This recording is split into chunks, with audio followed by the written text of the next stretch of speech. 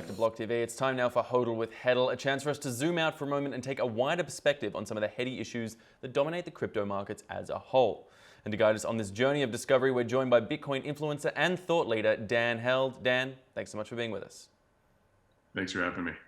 All right, so to kick us off this week, a certain conversation around altcoin narratives, sort of narratives around the perceived flaws of Bitcoin, why altcoins may be particularly better, and this particular conversation, I believe, was inspired by a tweet thread you saw from tweeter Justine, the meme Justine, who tweeted out about this particular topic. But Dan, break down what you found most compelling about this argument and what you see most interesting in this battle of narratives.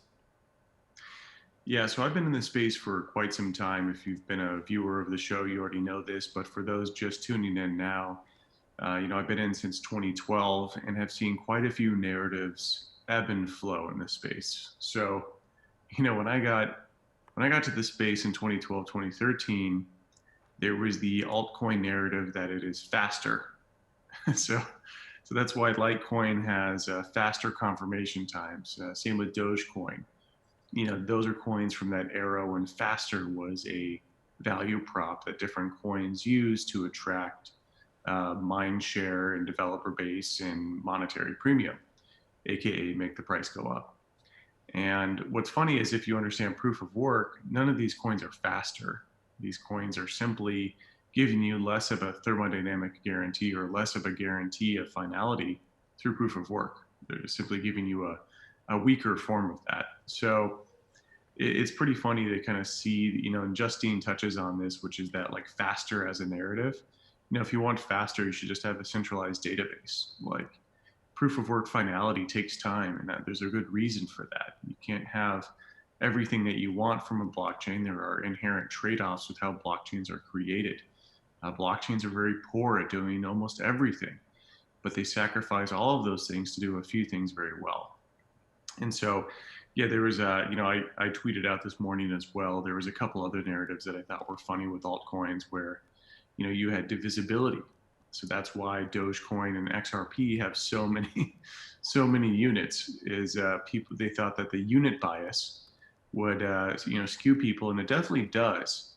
And it's actually a funny thing to think through, which is why did Satoshi put the decimal where he did? Why not 210 million Bitcoins? Why not 21 billion Bitcoins versus 21 million? So, that was a narrative for a while as well, that it's too expensive. That one Bitcoin, breaking dollar parity and being worth $10 or $100 made it seem too expensive. So we should have more units. But as we saw, those coins didn't overthrow Bitcoin or didn't take over in the #1 spot. And then you've also had in the 2015 through 2017 era, you've got the transactions per second, are everyone's favorite metric. What does it mean? Essentially, it's how many transactions per second can you process on your blockchain. Now, of course, as we all figured out very intuitively, as you increase transactions per second on layer 1, typically that comes with trade-offs of centralization, which is pretty intuitive. So, that's why Bitcoin pushed innovation or increasing that transaction throughput to layer 2 and eventually settling on layer 1. But yeah, this is just kind of a fun exercise to go through these different waves of narratives, faster, cheaper, more divisible. Smart contract platforms are pretty hot. That's 17 through 19 era, where you've got oh, well, my coin can do more things than your coin, which the Ethereum community likes to tout. However, we don't use copper as money, we use gold as money due to a couple different factors, including scarcity. Certainly that scarcity argument is a powerful one, Dan, but I suppose I want to question as well from the flip side of that. Obviously, there are changing narratives in the altcoin market, but there are also changing narratives endemic in the Bitcoin space, whether it be from the true sort of monetary, means of exchange to a store of value. Some of those narratives certainly have fluctuated, waxed and waned throughout the sphere at the time. Is this just not simply a matter of a market, a set of assets trying to find their space and their way in the world until eventually, things will settle out and float, the wheat will float from the chaff, as it were? Yeah, so I mean, all of these narratives are trying to go after the same thing, which is money. We're even seeing the Ethereum community pivot from DApp, smart contract platform narratives, to store of value money narratives. So what that confirms is that there isn't another use case for blockchain tech. It's all just going after the same thing, being gold 2.0, which is what Bitcoin was special purpose built for in 2008 and 9. And so Bitcoin was originally made for that. There's different narratives around why Bitcoin is useful over the years, and but the gold 2.0 narrative has been in existence since the beginning.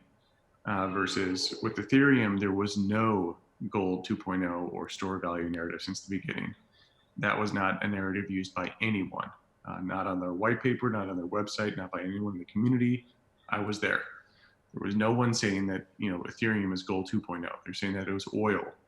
It is like a useful thing that can be used for dApps or funding or fueling different dApps. And so Bitcoin, I think, in a shining example of it being unique, it had persistence of the narrative since the beginning. Certainly a persistence of narrative and a persistence of fidelity. Having existed the longest, it really does give it that strength that can simply only be gained over time. I think something we can all agree on, particularly in the wake of the next story that we want to talk about, which is a flaw that was found, a flaw, an exploit, whatever, in a very particular DeFi contract. Fulcrum being the DeFi network was based on. You know more about it than I do, Dan, so take this away. What is this flaw and how does this impact overarching narratives around DeFi and its uses as it has been developed so far? Yeah, so when DeFi was first sort of conceptualized, this was back in the dApp platform era. It's hard to really trace the exact lineage, but I would say like dApps being decentralized apps. And that's really where this first started. And that was back in 16 and 17.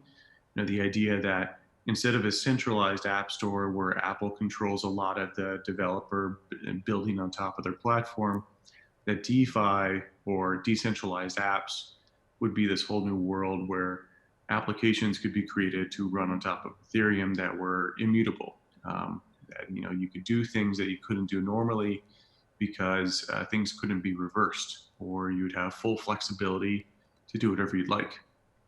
Now, in practice, we've seen dApp platforms pretty much fall on their face. As anyone who would build an app would realize quite soon, is that even if you had demand, which there is no demand for these dApps, even if you had demand, the blockchain itself can't scale very, very well. And there's very, very few use cases in which people would like to use a dApp. For example, like I think Augur is a decent example at what might be useful because it's a decentralized betting platform, and you can do all sorts of illegal things that I think are that's kind of the whole point with some of these things, is that you can do things that aren't necessarily explicitly allowed by your government. Just kind of like how the internet is a free flow of information, you could do that for good things or bad things.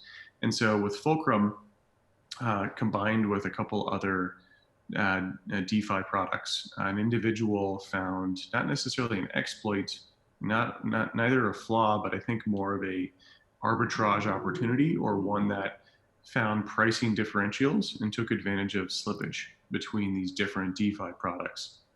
And this user was able to extract $300,000 risk-free, or nearly risk-free, from this sort of arbitrage move. Now, the users of Fulcrum, I believe, were negatively impacted by this.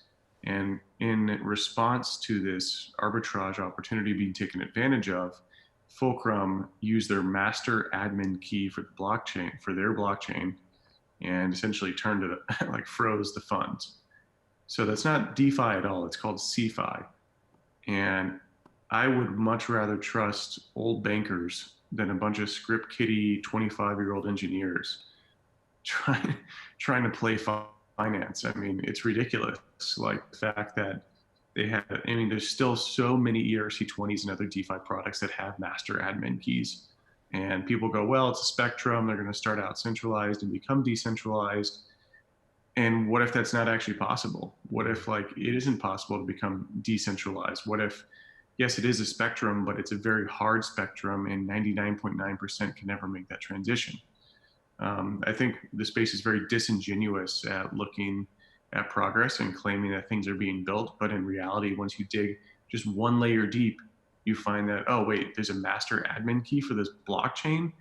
And on top of that, like, oh, and then there's, if we had experts actually take a look, there's probably like 5 flaws in the protocol, that could be exploitable to take advantage of funds. So yeah, it just kind of highlights the kind of charade that DeFi is. As soon as something really, really, people actually spend time to go dig into this, they find flaws in these contracts, and then you find that it's centralized, and so it's very much that DeFi isn't living up to expectations. And I mean, and this isn't endemic just to the DeFi networks and DeFi world itself, because we've actually seen some of these, I guess, let's say, failure to live up to certain expectations being exemplified in a recent wallet hack that took place on the IOTA network, which led to an interesting situation for, again, in a case of centralization versus decentralization, a freezing of the entire IOTA network down for a considerable time. Dan, what do you make of that on a chain like IOTA that's considered quite, well, was considered quite reputable and credible in the sphere until now? Yeah, I mean, it's, just call up your local Bitcoin maximalist and they're going to tell you, yeah, IOTA is a heap of garbage. it's, I mean, the IOTA had flaws from back in 17 that, Bitcoiners, as good Bitcoiners, call out scams in the community, and everyone else shouts back, stop trying to ruin our parade or rain on our parade. And so Bitcoiners have been saying that IOTA was tremendously flawed for years now. And the recent move just highlighted how big of a joke that really is. I mean, they literally on the IOTA chain, they're working with law enforcement to freeze funds, I believe is how they phrase their tweet from IOTA. So again, IOTA, being even a layer 1 protocol, is completely centralized. Their code is terrible, and it's somehow, this is the weird thing about crypto, though, is that IOTA's market cap didn't plummet 90% after this happened. Users didn't care. It's wild. People are just buying these coins because they're hoping that they pump and dump. Like, not many people actually dig into the fundamentals and dig into why these coins are valuable. And that's where I think we'll definitely see a separation of quality in the next bull run when we have institutional money come in. They're going to do their due diligence. No one's going to hang their career risk on IOTA. No one's going to hang their career risk on XYZ, other alts. They're going to buy Bitcoin because Bitcoin is stable, it works, it's got network effect, liquidity, and especially liquidity for bigger institutional players. If you want to go put in 100 million or a billion, there's only so many coins you can do that in. Actually, there's only one coin you can do that in, which is Bitcoin. And so that's where I'm really crossing my fingers and hoping in the next bull run, most people buy a coin because they hope it pumps. And I'm hoping that quality, like, which quality always does in these bull runs, it goes back to Bitcoin, but I really hope it's a more permanent shift. But I mean, I suppose I got to wonder in the IOTA case, it's an interesting one because this isn't just an internal affecting the sort of crypto space sort of situation. I mean, IOTA itself has gone out actively and aggressively seeking partnerships with many mainstream businesses and organizations, Microsoft, Volkswagen, many other big organizations out there that were utilizing IOTA and plans to use the IOTA network for a number of different policies and applications. When it comes to that sort of impact where I guess the crypto space rubber meets the sort of rest of the world road, does an action like this risk impacting the underlying credibility of cryptocurrencies as a whole in the eyes of the public? Or do you think that cryptocurrencies are resilient enough as a whole, or perhaps just Bitcoin is resilient enough to resist such concerns? Well, I think cryptocurrencies and Bitcoin really couldn't have any worse of a narrative. I mean, most people consider Bitcoin to be, Ponzi scheme-esque, and it had no intrinsic, you just roll the classic FUD dice, as Nick Carter puts it. It uses a lot of energy, is slow, expensive, doesn't have intrinsic value, not backed by anything, used by criminals. That's what most people think of Bitcoin, right? So I'm not sure if the narrative could get much worse. I think that of course, like IOTA's narrative of freezing funds is very antithetical to the entire reason why we're all here. It's, I would say, an egregious breach of like the social contract of what we're trying to do here. I mean, you got to at least act in good faith. I mean, back in 2014, 2015, people forget that there was an altcoin boom back then. And that's where we got Dogecoin and Prime Coin and a lot of these other coins. And the fact that people don't even care about like something being decentralized now, like if that had happened back then, we would have seen the price of that asset drop like 90%. And the fact that it hasn't done that with IOTA is kind of sad, to be honest. But yeah, it's, I would say like the narratives couldn't get much worse for Bitcoin. However, it's just a little bit sad that like some of these basically muddle what a blockchain even is and what we're doing here. I mean, at least the other ones go back to the core root of like what is money and what is faith in money. This one is just like, well, how is a blockchain any different than a centralized database? Certainly important questions to be asking throughout the space and the sphere. But I want to turn now to another important question about the future of cryptocurrencies and what that will mean in the face of another potential financial crisis. Now, you've highlighted a tweet here from Bloomberg Markets where they implied from an article that Federal Reserve Chairman Jerome Powell had acknowledged that the sort of seemingly limitless firepower of the Federal Reserve may be starting to run out and they need help to fight a potential recession. Now, Dan, I'm eager to hear your views on this, but before you do, we spoke yesterday with Andreas Antonopoulos, a famous educator and entrepreneur across the sphere, and he spoke on this exact issue. So let's take a listen to a little bit of what he had to say.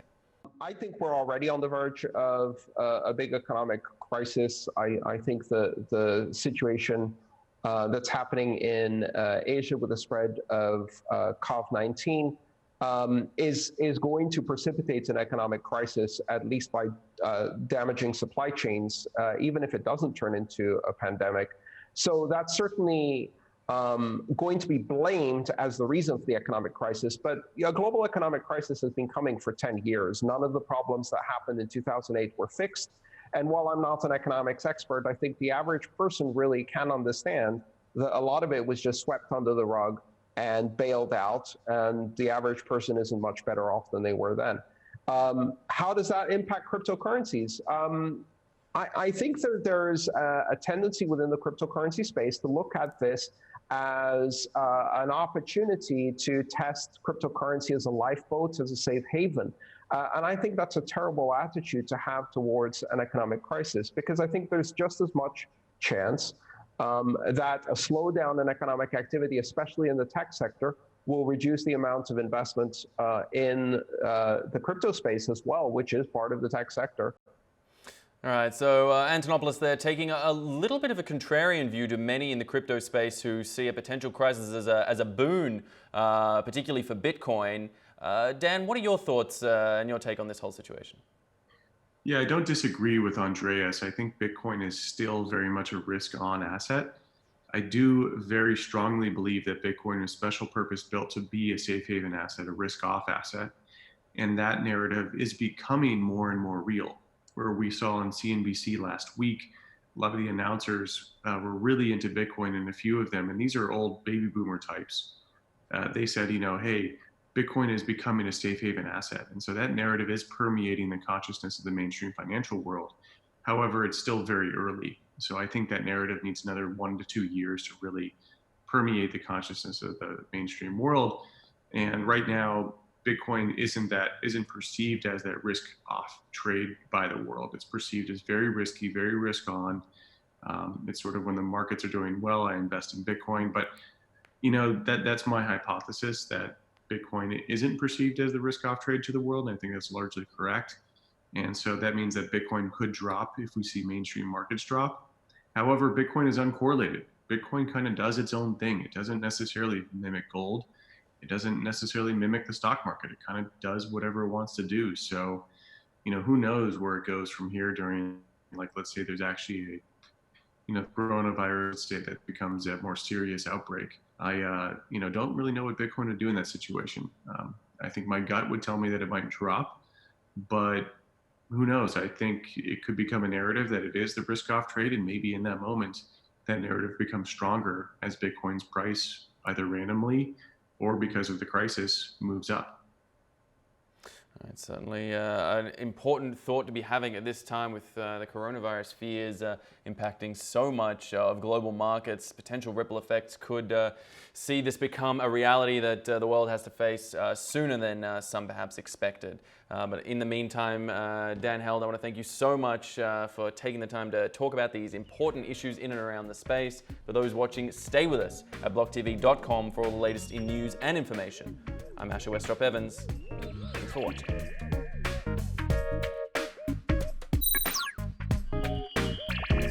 For more news and updates, follow us on Twitter